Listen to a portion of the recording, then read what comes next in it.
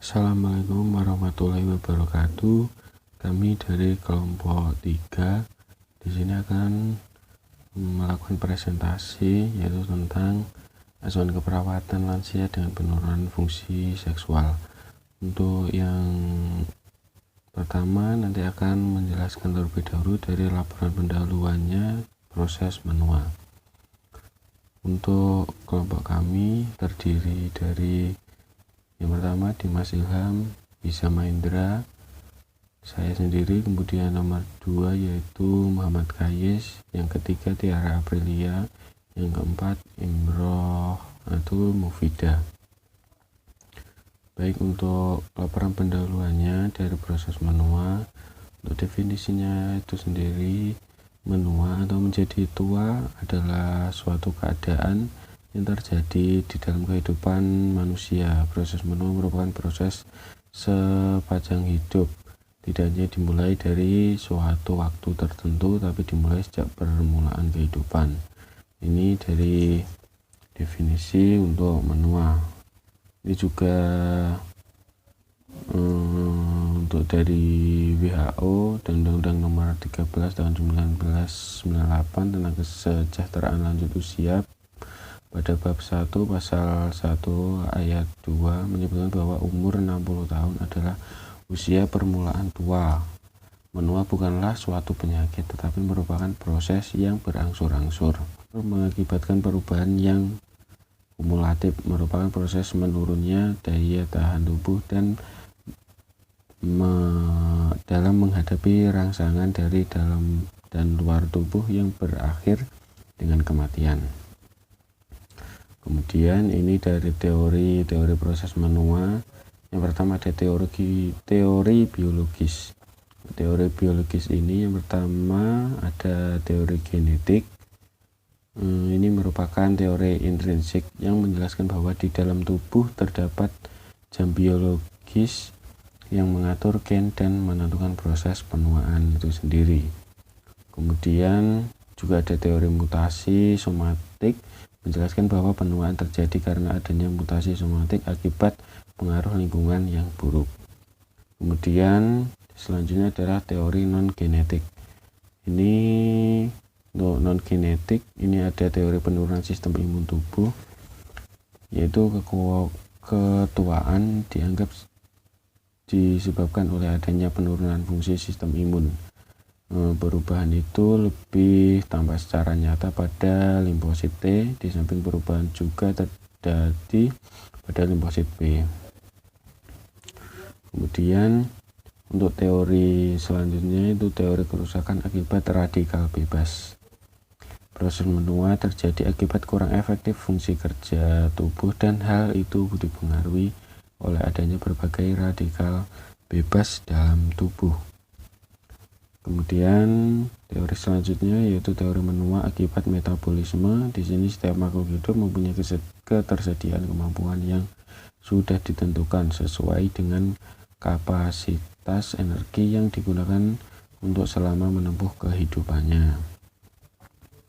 Untuk yang selanjutnya yaitu teori rantai silang. Proses menua terjadi sebagai akibat adanya ikatan-ikatan dalam kimiawi tubuh. Selanjutnya teori fisiologis. Teori ini merupakan teori intrinsik dan ekstrinsik, terdiri atas teori oksidasi stres. Yang selanjutnya adalah teori sosiologis. Di sini terbagi menjadi yang pertama teori interaksi sosial. Teori ini mencoba menjelaskan mengapa lansia bertindak pada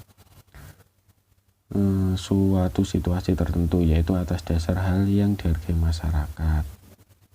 Kemudian untuk teori aktivitas dan kegiatan, teori ini dikembangkan oleh Palmore dan Lemon et al.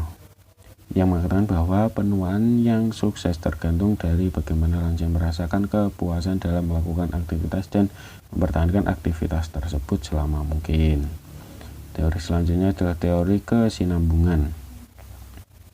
Ini adalah pengalaman hidup seseorang pada suatu saat, merupakan gambarannya kelak pada saat menjadi lansia. Gaya hidup, perilaku, dan harapan seseorang ternyata tidak berubah walaupun ia menjadi lansia. Selanjutnya adalah teori pembebasan atau penarikan diri. Teori ini mengemukakan bahwa kemiskinan yang diderita lansia dan menurunnya derajat kesehatan mengakibatkan seseorang lansia secara perlahan-lahan menarik diri dari pergaulan sekitarnya. Selanjutnya ada teori perkembangan. Ini menekankan perlunya mempelajari psikologi perkembangan. Kemudian teori stratifikasi usia.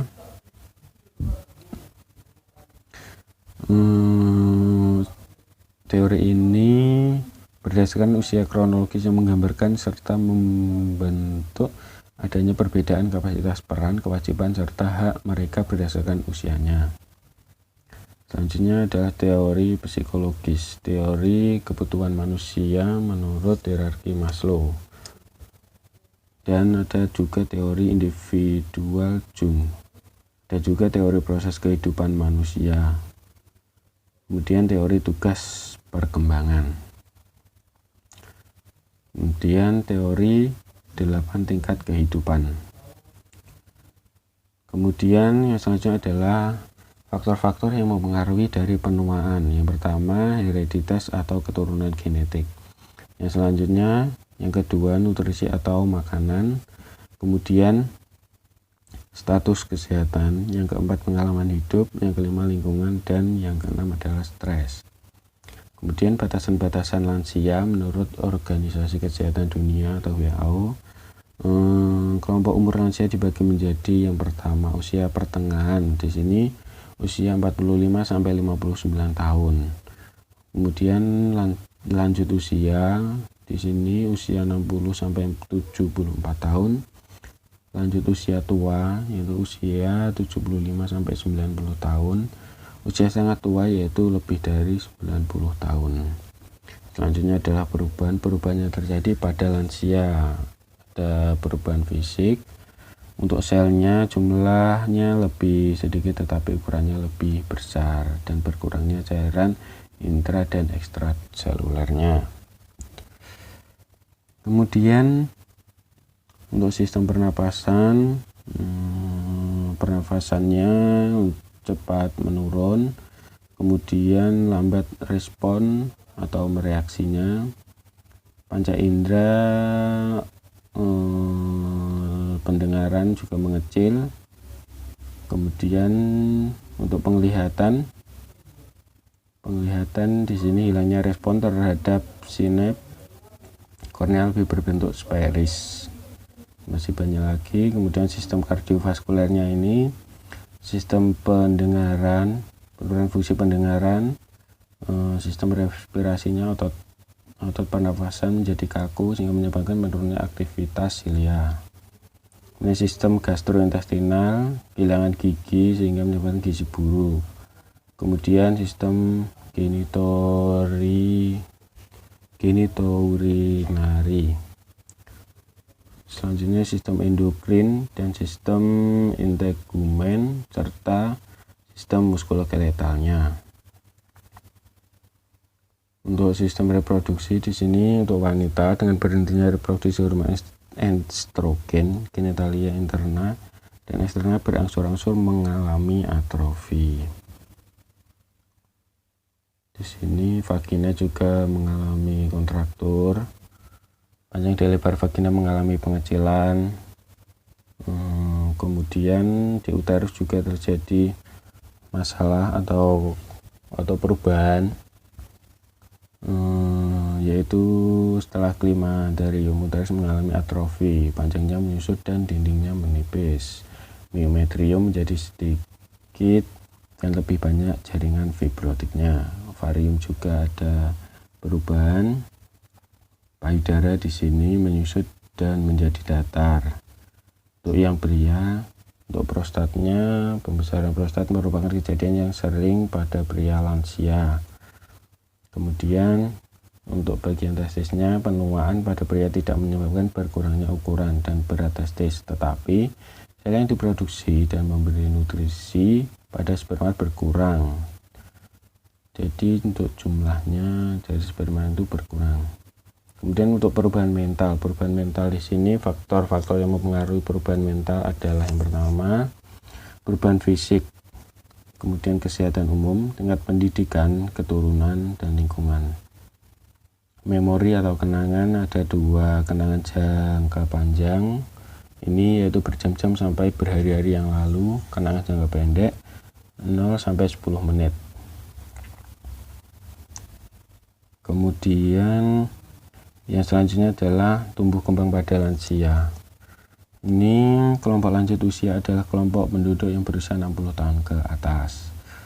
Untuk perubahan fisik pada lansia ini untuk jumlah selnya akan lebih sedikit dan ukurannya akan lebih besar.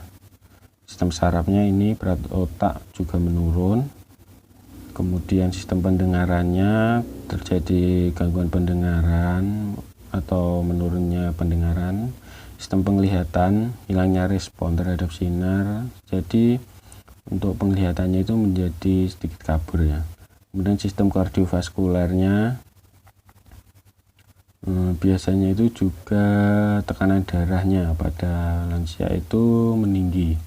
Kemudian sistem pengatur temperatur tubuh ini menurun secara fisiologi kurang lebih 35 derajat Celcius. Ini akibat metabolismenya itu yang menurun pada lansia. Kemudian perubahan psikologis pada lansia. Ini penurunan kondisi fisik bisa benar, kemudian penurunan fungsi dan potensi seksual juga bisa, perubahan yang berkaitan pekerjaan atau pensiun. Kemudian perubahan dalam peran sosial di masyarakat juga. Untuk ekonominya, perubahan ekonomi pada lansia ini pada umumnya perubahan ini diawali ketika masa pensiun, penghasilan akan berkurang sehingga perlu menyesuaikan perubahan ekonominya. Kemudian ini tugas perkembangan lansia menurut Havigas, ini menyesuaikan diri dengan menurunnya kekuatan fisik. Kemudian menyesuaikan diri perubahan yang terjadi karena pensiun, berkurangnya penghasilan. Kemudian yang selanjutnya yaitu peran perawat pada klien sesuai dengan proses penuaan. Di sini untuk proses perawatan kesehatan bagi para lansia merupakan tugas yang membutuhkan suatu kondisi yang bersifat komprehensif sehingga diperlukan suatu upaya penciptaan suatu keterpaduan antara berbagai proses yang dapat terjadi pada lansia. Dalam proses tersebut, peran perawat dapat dikembangkan untuk merawat lansia berdasarkan proses penuaan yang terjadi. Yang pertama itu peran perawat dalam menghadapi perubahan biologis atau fisiknya. Ini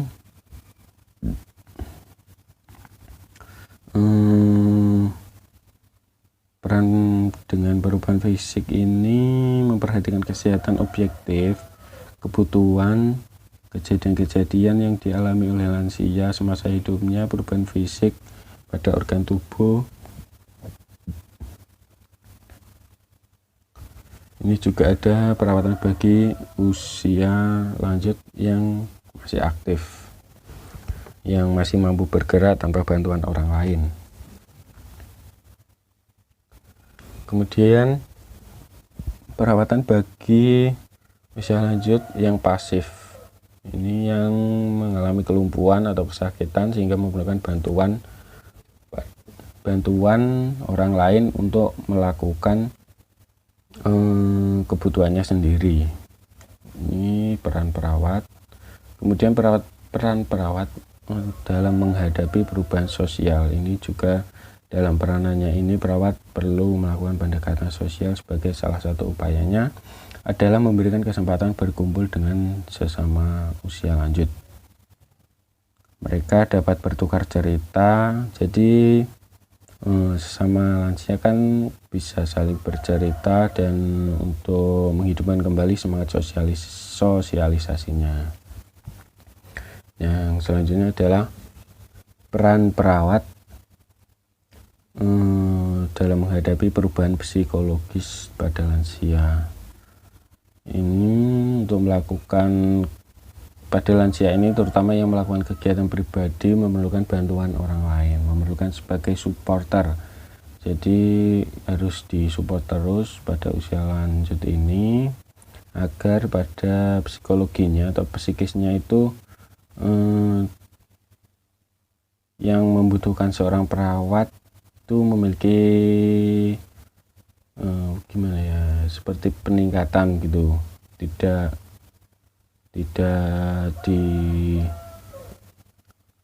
diturunkan, sehingga dapat terus merawat dari psikisnya si lansia tersebut atau pada klien tersebut. Karena pada lansia ini juga memerlukan rasa aman dan cinta kasih pada lingkungannya.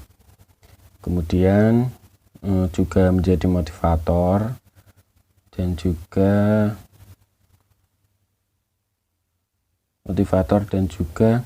di sini juga bisa mengubah tingkah laku dan pandangan terhadap kesehatan lansia, tidak dapat dilakukan seketika.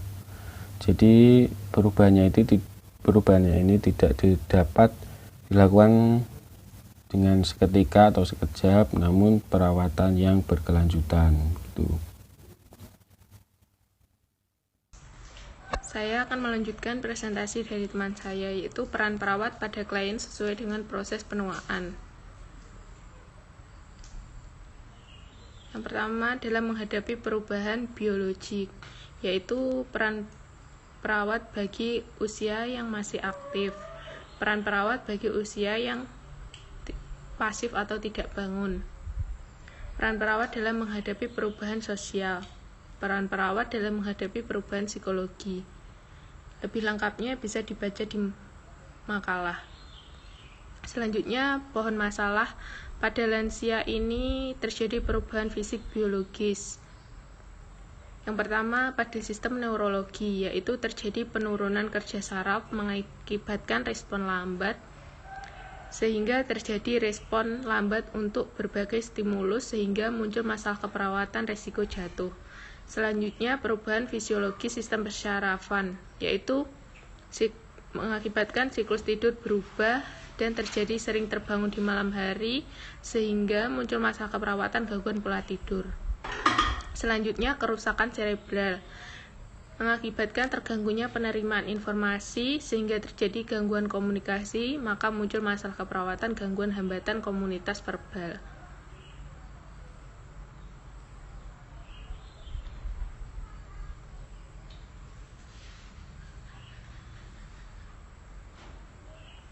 Selanjutnya,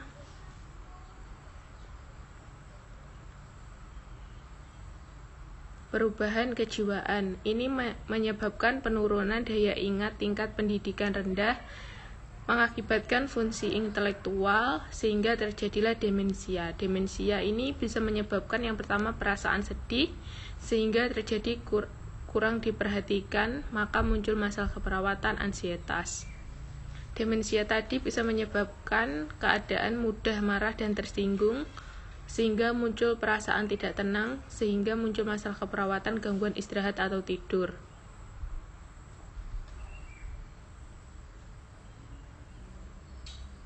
Selanjutnya, perubahan sosial ini bisa menyebabkan sumber keuangan menurun, mengakibatkan depresi, dan terjadi perubahan cara hidup, bisa mengakibatkan perubahan psikososial, dan bisa menyebabkan perasaan tak tenang. Perubahan psikososial ini bisa menyebabkan membahayakan diri sendiri. Perubahan psikososial juga menyebabkan keadaan menarik diri, sehingga muncul masalah keperawatan isolasi sosial.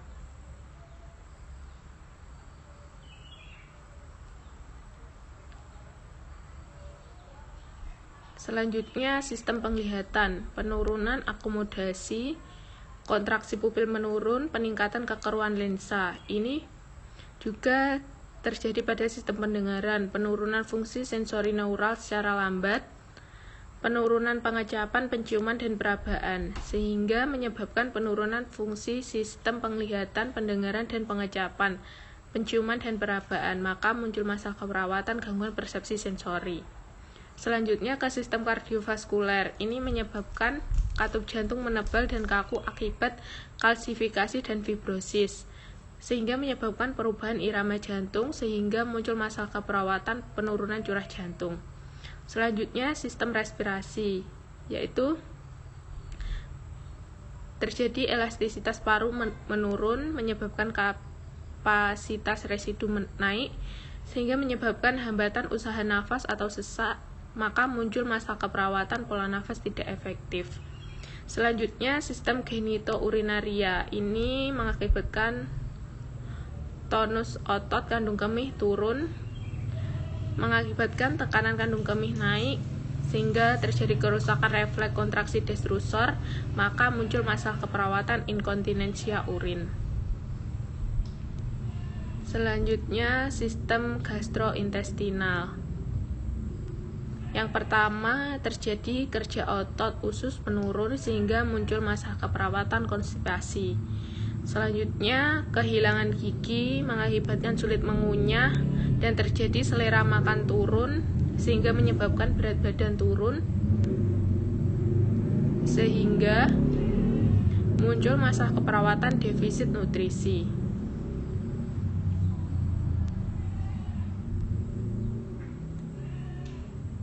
Selera makan turun tadi bisa menyebabkan peningkatan asam lambung, terjadi iritasi mukosa lambung, mengakibatkan peradangan mukosa lambung, maka muncul masalah keperawatan nyeri.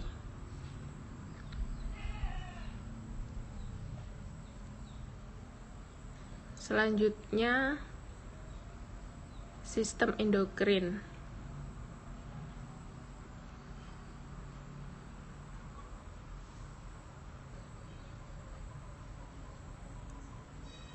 Ini terjadi produksi hampir semua hormon menurun, misalnya hormon tiroid,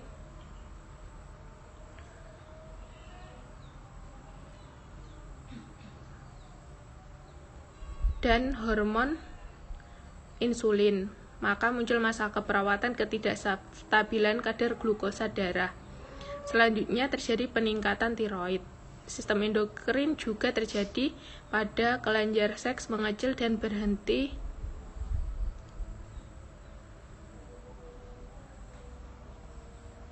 berfungsi sehingga menyebabkan penurunan lubrikasi sehingga terjadi penurunan elastisitas, maka muncul masalah keperawatan nyeri.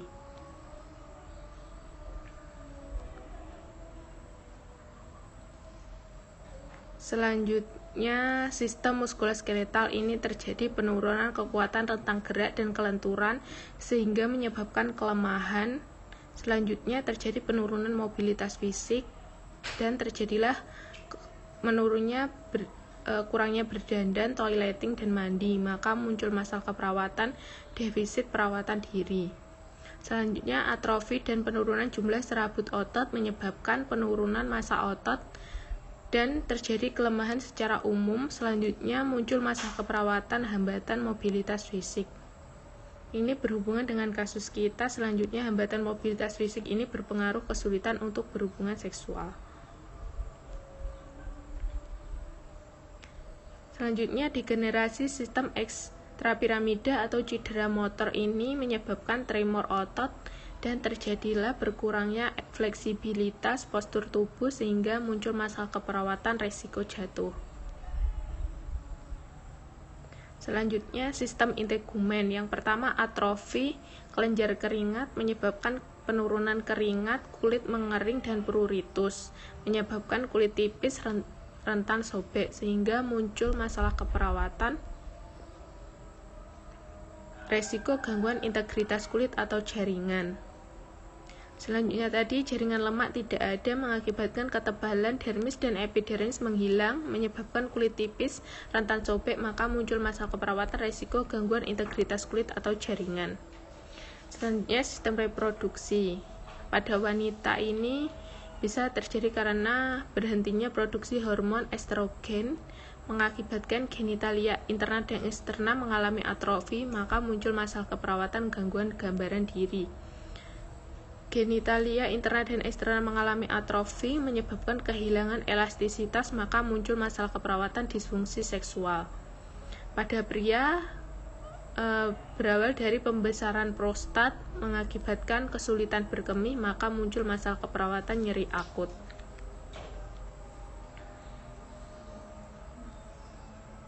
Selanjutnya, masalah keperawatan yang timbul lebih lengkapnya bisa dibaca di makalah.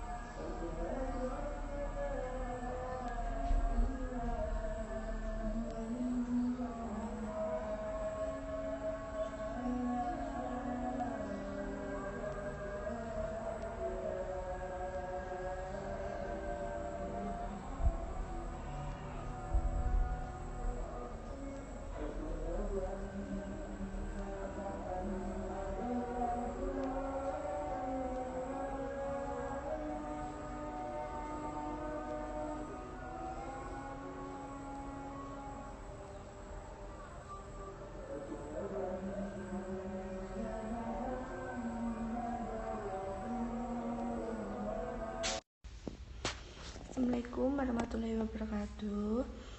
Saya akan mempresentasikan tentang asuhan keperawatan lansia dengan penurunan fungsi seksual yang beranggotakan Dimas Ilham, Muhammad Kais, Tiar Aprilia, dan saya sendiri, Atul Mufidah. Di sini ada format pengkajiannya. Yang pertama yaitu biodata. Biodatanya, pasien tinggal di rumah, nama kliennya Nyonya S, umurnya 69 tahun, alamat asal Desa Jambe, Rejo Tangan.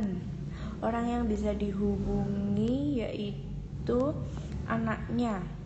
Untuk pola persepsi kesehatannya, keluhan utamanya penurunan fungsi seksual. Riwayat penyakit sekarang, klien mengatakan memiliki keinginan untuk melakukan hubungan suami istri, namun ada rasa tidak nyaman saat melakukan hubungan ya.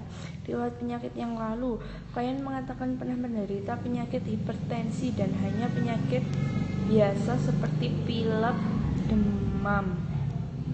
Pasien tidak merokok, minum kopi cuma 1 gelas per hari. Suka makan asin juga tidak, suka makan manis iya, mengkonsumsi tinggi purin kadang. Kemudian yaitu pengkonsumsi makan berlemak juga kadang, alkohol juga tidak. Kemudian untuk harapannya, pengetahuan tentang penyakit atau masalah kesehatan saat ini, klien mengatakan menopause adalah berhentinya siklus menstruasi. Penyebabnya adalah faktor usia dan tanda gejalanya sudah tidak menstruasi dalam jangka waktu lama. Untuk pengetahuan tentang pencegahan penyakit atau masalah kesehatan saat ini, klien mengatakan tidak tahu. Kemudian pengetahuan tentang kemauan klien mengatakan juga tidak tahu. Di sini juga ada aktivitas latihan ya.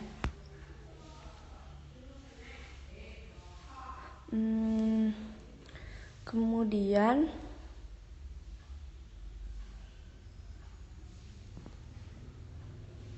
di sini juga ada ini. Pasien juga tidak menggunakan alat bantu juga. Kemudian untuk nutrisinya, jenis makanan saat ini yang dimakan adalah nasi. Kemudian berat badan saat ini adalah 45 kilo. Kesukaan menelan juga tidak, gigi palsu juga iya, ompong juga iya. Kemudian jenis cairannya yaitu air putih. Kemudian riwayat masalah penyembuh kulit juga tidak ada. Pengkajian determinan nutrisi juga baik. Kemudian untuk jumlah cairan yang diminum 1 sampai 2 liter per hari. Kemudian untuk pola eliminasi kebiasaan BAB 1 kali per hari. Pola BAB saat ini dalam batas normal. Kemudian untuk tidur dan istirahatnya, kebiasaan tidur 7 jam per malam, hari 2 jam per tidur siang. Tidurnya juga nyenyak ya. Kemudian untuk kognitif persepsionalnya, keadaannya juga normal. Untuk pengkajian fungsi intelektualnya dengan menggunakan SPMG, pengkajian kemampuan kognitif dengan menggunakan ini juga tidak ada gangguan kognitif.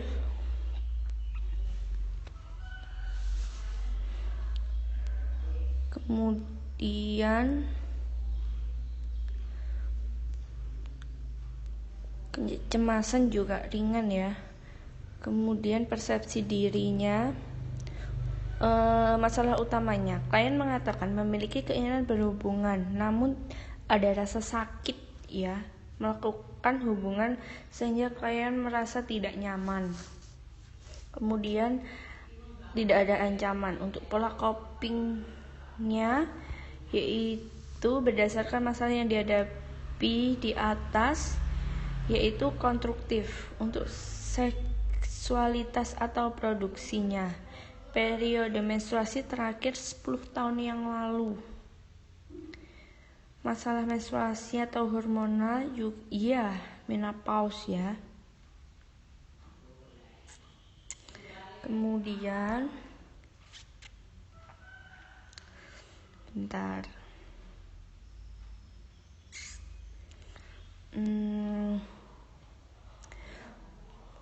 Kemudian untuk nilai keyakinan agamanya Islam ya, pantangan agama juga tidak ada. Kemudian pengajian fisik, diagnostik pengobatannya, keadaan umum juga baik, kesadaran juga baik. Kemudian untuk tekanan darah 130/90, nadi reguler. Kemudian pernafasannya, kualitasnya juga baik, batuk tidak, sputum juga tidak ada.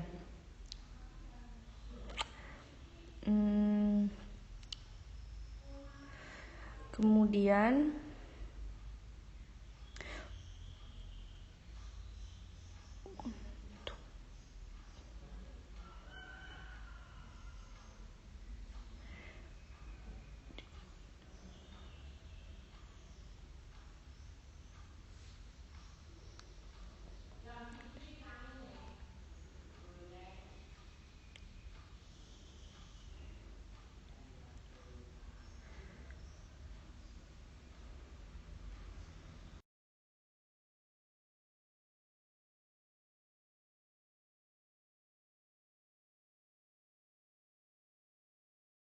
Pengkajian kecemasan atau geriatric anxiety scale. Nomor 1, pertanyaannya, apakah Anda merasa jantung berdebar kencang dan kuat? Jawabannya jarang. Nomor 2, apakah nafas Anda pendek? Jawabannya tidak pernah. Nomor 3, apakah Anda mengalami gangguan pencernaan? Jawabannya jarang. Nomor 4, apakah Anda merasa seperti hal yang tidak nyata atau di luar diri Anda sendiri? Jawabannya jarang. Nomor 5, apakah Anda merasa seperti kehilangan kontrol? Jawabannya tidak pernah. Nomor 6, apakah Anda takut dihakimi oleh orang lain? Jawabannya tidak pernah. Nomor 7, apakah Anda malu atau takut dipermalukan? Jawabannya tidak pernah.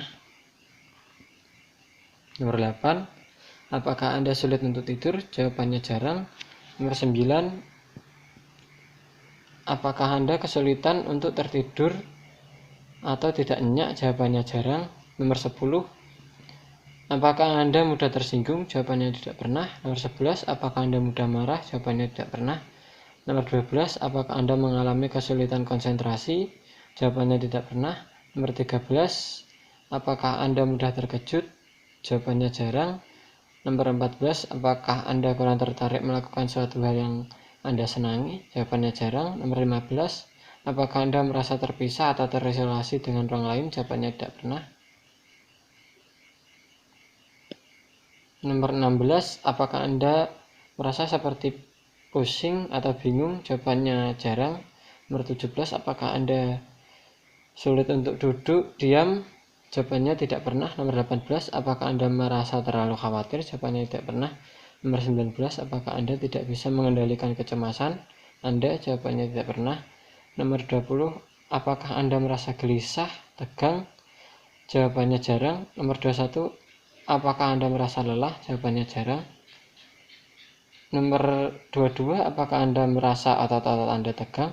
Jawabannya pernah.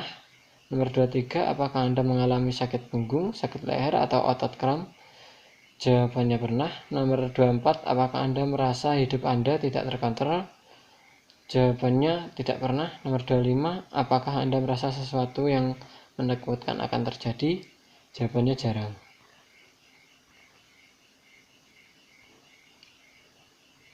Pengkajian depresi. Nomor 1, Anda puas dengan kehidupan saat ini? Jawabannya tidak. Nomor 2, Anda merasa bosan dengan berbagai aktivitas kesenangan Anda? Jawabannya iya. Nomor 3, Anda merasa bahwa hidup Anda hampa atau kosong? Jawabannya iya. Nomor 4, Anda sering merasa bosan? Jawabannya iya. Nomor 5, Anda memiliki motivasi yang baik sepanjang waktu? Jawabannya tidak. Nomor 6, Anda takut ada sesuatu yang buruk terjadi pada Anda? Jawabannya iya. Nomor 7, Anda lebih merasa bahagia di sepanjang waktu? Jawabannya tidak. Nomor 8, Anda sering merasakan butuh bantuan? Jawabannya iya. Nomor 9, Anda lebih senang tinggal di rumah daripada keluar melakukan suatu hal? Jawabannya iya. Nomor 10, Anda memiliki banyak masalah dengan ingatan? Jawabannya iya.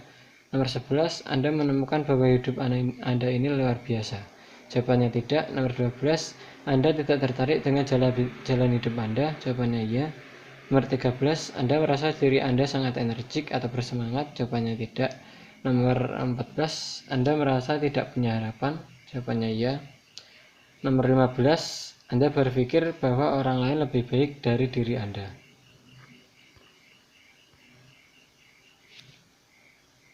Upgrade keluarga dengan lansia. Alat screening yang dapat digunakan untuk mengaji fungsi sosial lansia.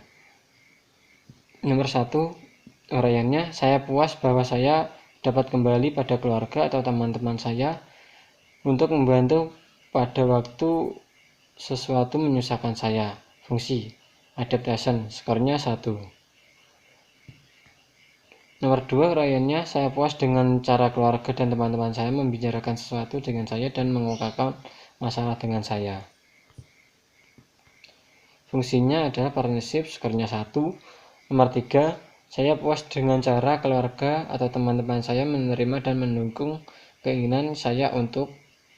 Fungsinya yaitu growth, skornya 1. Melakukan aktivitas olahraga. Nomor 4, saya puas dengan cara keluarga atau teman-teman saya mengekspresikan afek dan berespon terhadap emosi-emosi saya seperti marah, sedih, atau mencintai. Fungsinya affection, skornya 1.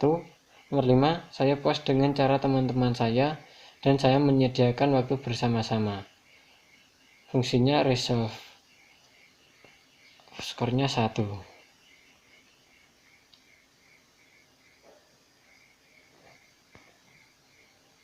Pengkajian keseimbangan. Nomor 1, instruksi penilaiannya, posisi duduk, A, belajar atau slide di kursi, skornya 0, B, stabil dan aman, skornya 1. Nomor 2, berdiri dari kursi, A, tidak mampu bila tanpa bantuan, skornya 0, B, mampu tidak menggunakan kekuatan tapi menggunakan kekuatan lengan, skornya 1, C, mampu berdiri spontan tanpa menggunakan lengan, skornya 2. Nomor 3, usaha untuk berdiri, A, tidak mampu bila tanpa bantuan, skornya 0, B, mampu tapi lebih dari 1 upaya, skornya 1, C, mampu dalam 1 kali upaya, skornya 2. Nomor 4, berdiri dari kursi, segera dalam 5 detik pertama. A, tidak kokoh, goyah, terhuyun-huyun, tidak stabil, kokoh tapi dengan alat bantu seperti walker atau tongkat dan pegangan sesuatu. C. Berdiri tegak, kaki rapat tanpa alat bantu atau pegangan, skornya 2. Nomor 5, keseimbangan berdiri. A. Tidak kokoh, goyah atau tidak stabil, skornya 0. B. Berdiri dengan kaki melebar, jarak antara kaki lebih dari 4 inci atau menggunakan alat bantu, walker atau tongkat atau pegangan sesuatu. C. Berdiri tegak, jarak kaki berdekatan tanpa alat bantu atau pegangan, skornya 2.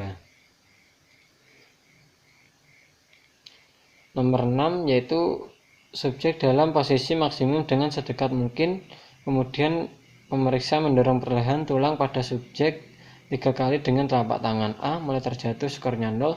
B. Goyah atau sempoyongan tapi dapat mengendalikan diri, skornya 1. C. Kokoh berdiri atau stabil, skornya 2.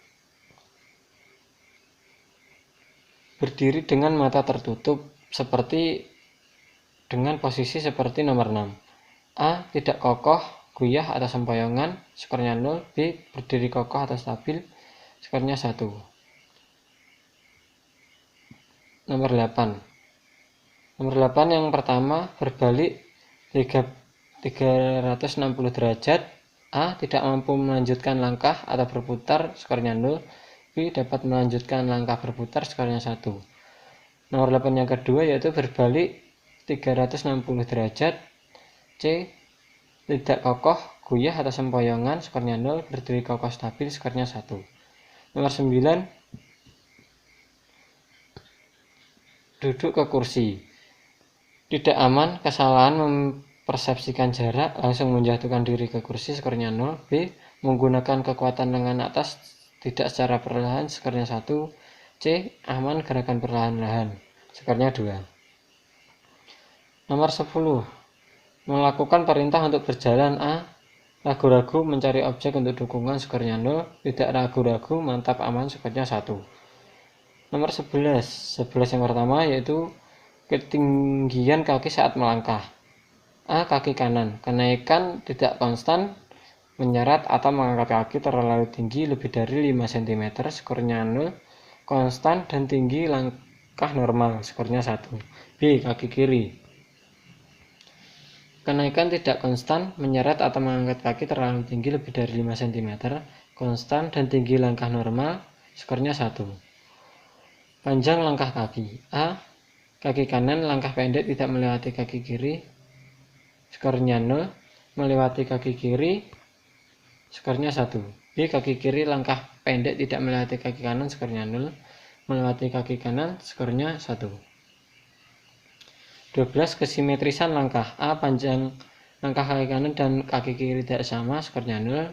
B. Panjang langkah kaki kanan dan kaki kiri sama, skornya 1. 13. Kontinuitas langkah kaki. A. Menghentikan langkah kaki di antara langkah berhenti langkah, skornya 0. B. Langkah terus-menerus berkesinambungan, jawabannya 1. Nomor 14. Berjalan pada jalur yang ditentukan atau koridor. A. Penyimpangan yang terlalu jauh, skornya 0. B. Penyimpangan jalur ringan, sedang, atau butuh alat bantu, skornya 1. C. Berjalan lurus sesuai jalur tanpa alat bantu, skornya 2. Nomor 15. Sikap tubuh saat berdiri. A. Terhuyun-huyun, butuh alat bantu, skornya 0. B. Tidak terhuyun-huyun tapi lutut fleksi atau kedua tangan dilebarkan, C. Skornya 1. C. Tubuh stabil tanpa lutut fleksi atau meregangkan tangan, skornya 2. Sikap berjalan. A. Tumit tidak menempel lantai sepenuhnya, skornya 0. B. Tumit menyentuh lantai, skornya 1. Pengkajian fokus. Tanggal atau nama perawat. Tanggal 5 bulan 5 2020. Perawat A. Data fokusnya yaitu subjek klien mengatakan memiliki keinginan untuk melakukan hubungan suami istri, namun klien tidak merasa nyaman karena merasa saat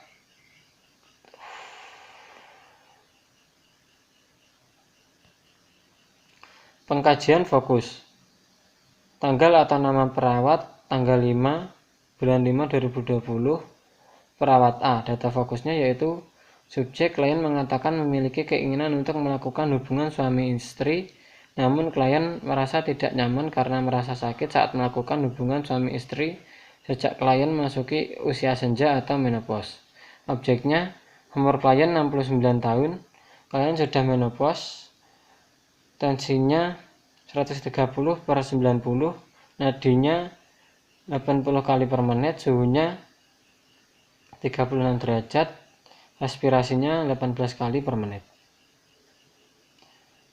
Masalahnya yaitu disfungsi seksual berhubungan dengan perubahan struktur tubuh atau fungsi yang ditandai dengan perubahan mencapai kepuasan seksual. Format rencana asuhan keperawatan. Nama klien Nyonya S.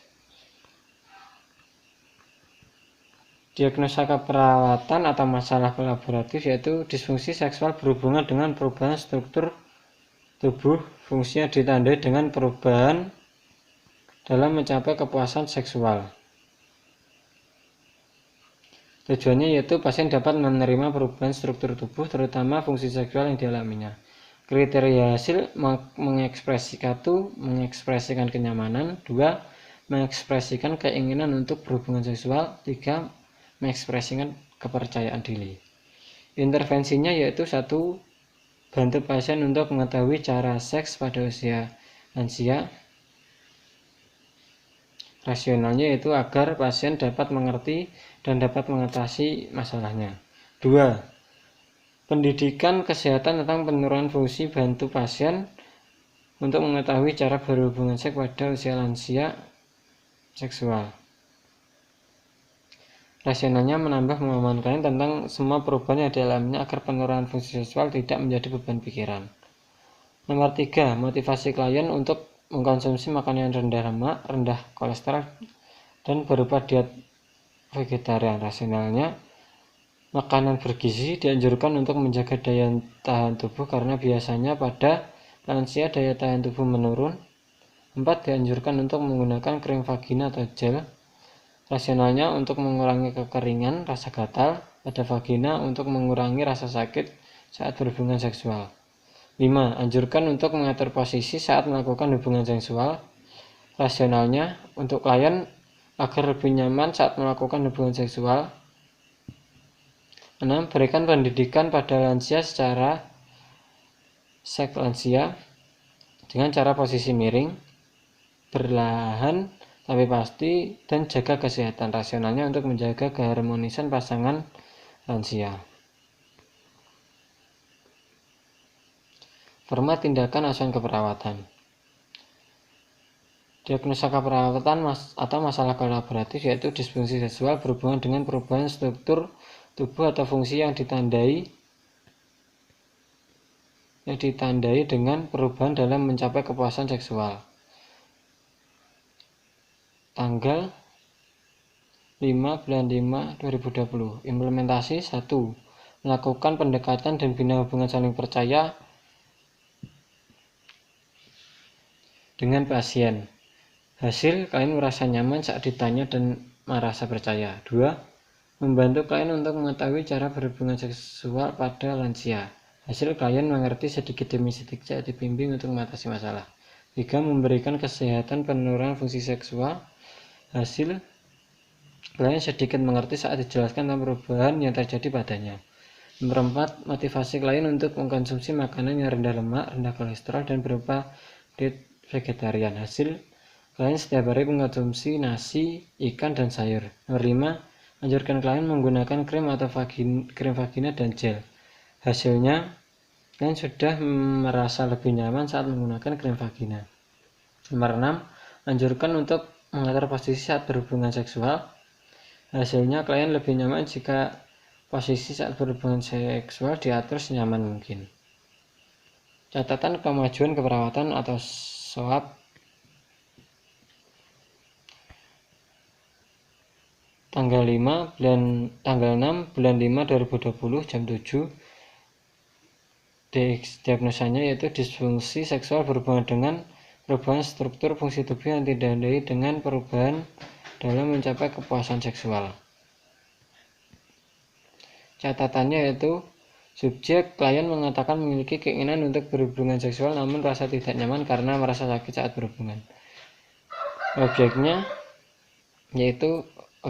yaitu umur klien 69 tahun, klien sudah menopause, tensinya 130/90, nadinya 88 kali per menit, suhunya 36 derajat Celcius, respirasinya 18 kali per menit.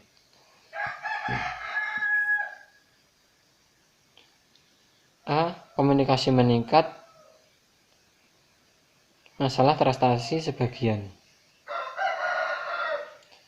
B. Lanjutkan intervensi teknik komunikasi memberikan kesehatan penurunan fungsi seksual. Nah, perawat A.